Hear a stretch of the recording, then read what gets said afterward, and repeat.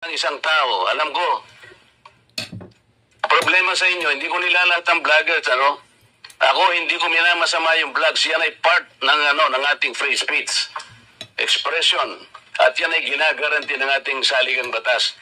Totoo naman na kapag ka-public figures, hindi dapat balat sibuyas. Hindi kagaya ng balat sibuyas ni Kong Barbers, alam ko yan. Pero hindi nangangahulugan.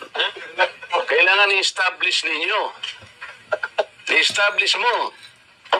Ikaw ay abogado pa rin, kagaya na sinasabi mo, nagtuturo ka pa sa isang reputabling institusyon. At pagkatapos, tinatanong ko lang ngayon, ikaw ang nagbablog, Basta po tungkol po talaga yung naging topic ko po kayo tungkol dun sa rally ng Ano nga yung sinabi ko sa rally? Nananil lang ako ng Pilipino. Wala ka man lang maisip? Ito yung uri mo na hindi kailangan talagang nagbablog Nami-mislead mo yung mga tao. Nililin lang mo yung mga tao. Ang dahilan ay hindi mo man lang masabi kung ano yung aking mga panlilin lang na sinasabi mo rito. Pakulo at panlilin lang.